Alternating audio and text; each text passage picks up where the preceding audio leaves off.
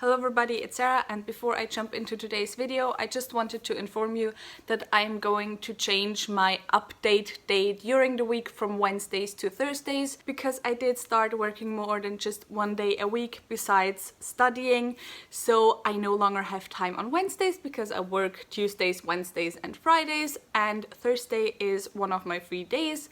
I also do not have any lectures this semester on Thursday, so it's just easier for me to upload on Thursdays because I usually film right before I upload or on the same day. And also the second thing before I get started with this video, please ignore my nails. I was cleaning out my grandma's flat with my mom this weekend because, as I have told you before, she has moved to a retirement home, and somehow I should have gotten them redone sooner anyway, but while cleaning out the flat, all the nails fell off, and now, yeah, they look like shit, and I'm getting them redone later today, but after I get them redone, I don't have time to film anymore, so you're getting this for this video.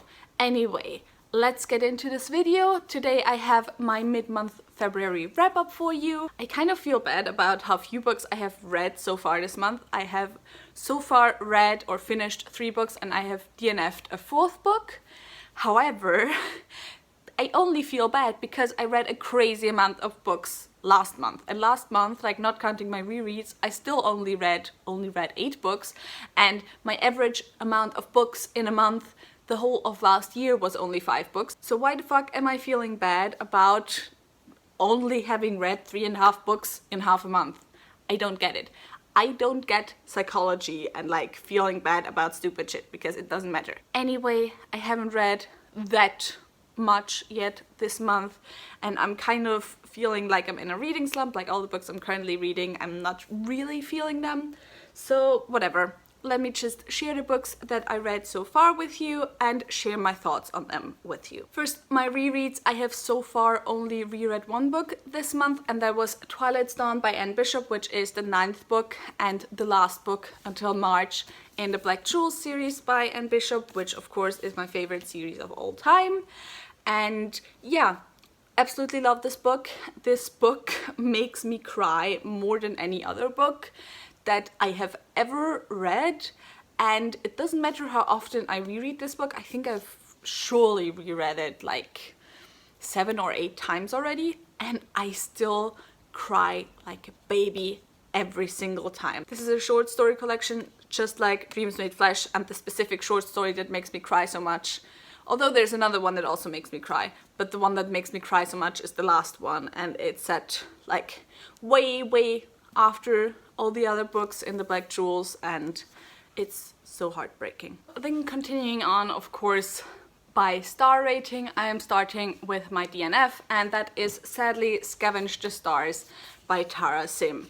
And I said in my February TBR that this was going to be a buddy read for me, and all 3 of us DNF'd this book, and I can't even say why.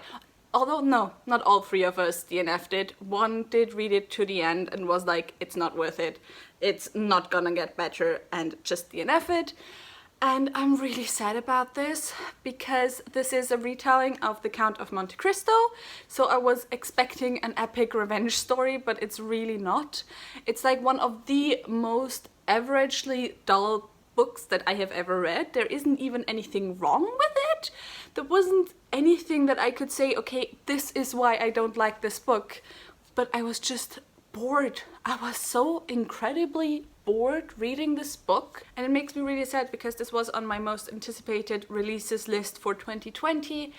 And so yeah, I was really looking forward to reading this book. I got about 50% into this book before I DNF'd it, and I did not give it a star rating, but not because of any, I think, that you have to finish a book to give it a star rating reasons, but just because like there wasn't anything positive and there wasn't anything negative about this book, so I just honestly didn't know what star rating I should give it, because like 1 stars usually are books that I actively dislike. I did not actively dislike this book, and 2 stars as well are usually on the dislike scale, but this just was so forgettable and dull, and the characters were so forgettable and dull, and so I did not give it any rating because I just don't know what rating to give. Then the last 2 books I have are 2 4-star books, and the first of those is The Burning Page by Genevieve Cogman, which is book 3 in the Invisible Library series, and that was the series that I drew from my series TBR jar. This series follows Irene, who is a type of librarian spy, which was the first thing that caught my eye about the series, because librarian spy just sounds like a really cool concept. And basically she works for the library, which is this kind of entity, I would say, or like this huge place between thousands and millions of alternate universes that are all like Earth. And of the alternate universes, some have magic, some have really advanced technology, others are still in Victorian times, some are set in like the future for us. In some of them, the British Empire never became the British Empire, so Russia is like the biggest power in that world, and so on. And so Irene, as a librarian, has to keep the balance between all those alternate universes by stealing rare and unique books. It's not really explained closely how that helps keeping the balance, but it just does. And so yeah, I really enjoy this book. In each book we're kind of in another alternate universe, and the first 2 books I gave 3 stars, however this one I gave 4 stars because by now I just know all the characters, I feel really comfortable in this world, and it's not a 5-star book because while there isn't anything wrong, I'm also not that incredibly connected to the characters and to the story that I would give it 5 stars. But every time I pick up one of the books, it's just really enjoyable. I really feel comfortable reading it.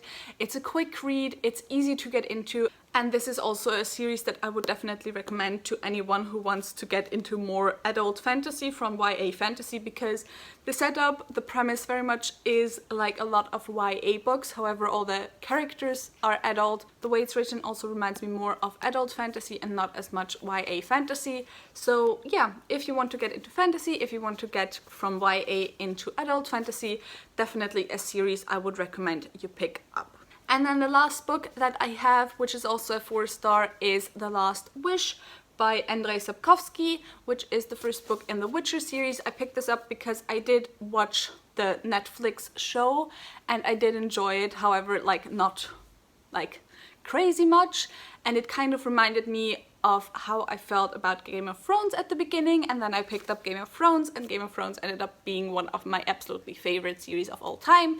So I thought, maybe I should pick up The Witcher as well, and maybe we'll have the same deal as with Game of Thrones. And so far it seems like it's gonna be like that.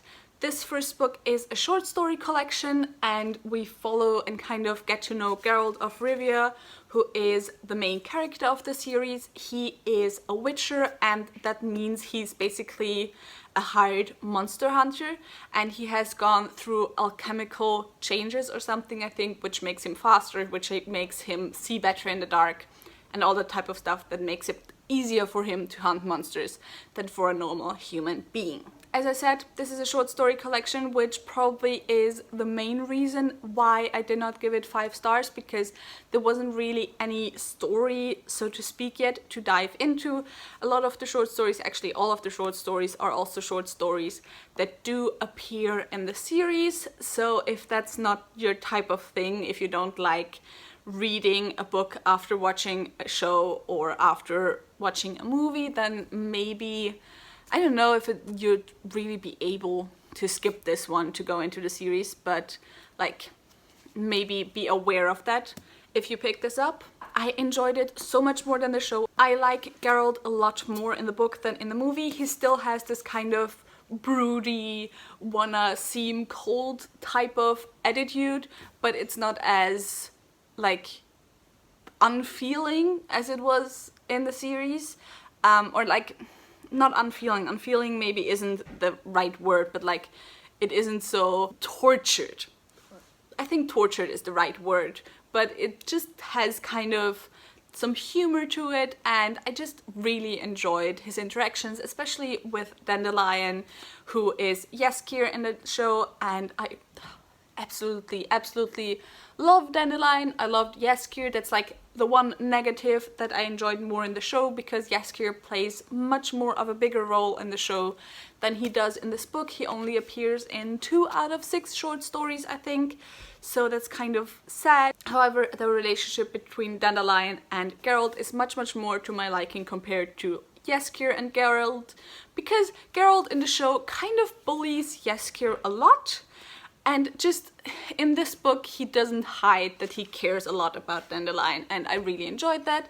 I still can't stand Yennefer and Geralt's, whatever you wanna call it, his insta-love with her, no matter if she enchanted him or not. So not a fan of that.